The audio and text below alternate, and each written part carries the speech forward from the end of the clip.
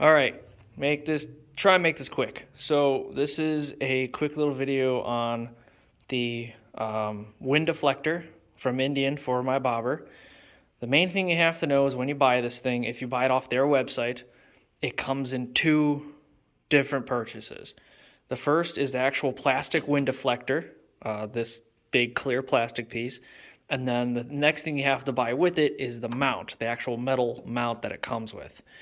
When I got it, the actual plastic windscreen came with the rubber grommets already on it, and then the metal mount came with the screws and these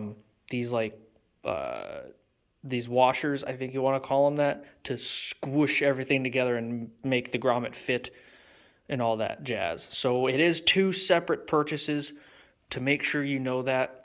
I didn't worry about it because when I ordered my bobber, the dealership ordered me all the accents I wanted.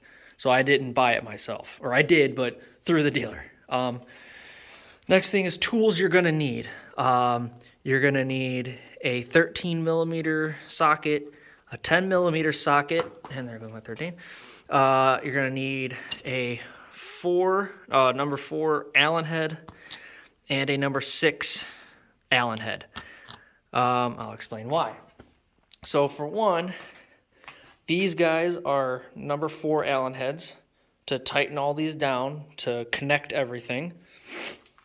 Next, you're going to need the 6 I believe it's 6 millimeter Allen head key to take these two screws out. These are the mounting screws to hold the handlebars and the gauge cluster down, and you have to take these two top ones out, and it comes with these replacement bolts that are pretty long, but then they have these hex head with like a little nipple with some more I can't think of the name, threads. Jesus, yeah, they come with the threads, because when you mount it, you put the mount through these little spaces right here that hold the wires in, and then it just mounts by these two spots by these bolts that are 10 millimeter. So that's all it is. It's as simple as that.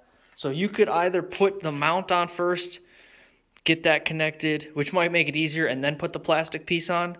But I did it this way. I hooked everything together, and then see if I could do this one-handed and take a video of it so I get everything matched. So if I'm not, okay, there you go. And then push it back to get the screw holes, and then push it down. There we go. So you got screw hole, and then the two length pieces go down inside of those little like flaps, those like metal flaps that are holding the wires. And then you take your bolts, you put them down. And side note, these extension bolts that replace these bolts, they did have a torque spec. I do not remember or recall what they were.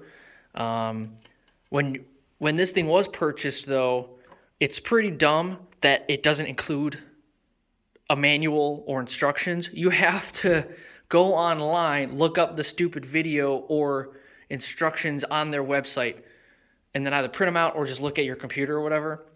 That's what you have to do. I think that's really dumb, but it is what it is. But the instructions were very, very cut and dry. They weren't exactly like, if you have a lick of common sense, you could follow them. But it was just, yeah, it was just weird. But that's how it works. I think that's the whole ordeal right there. It's really not that hard.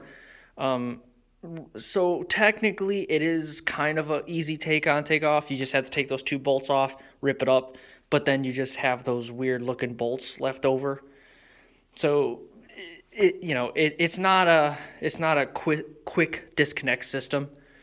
You do need tools to take it off. So there's that. If you have any more questions, I hope I answered everything. So yeah.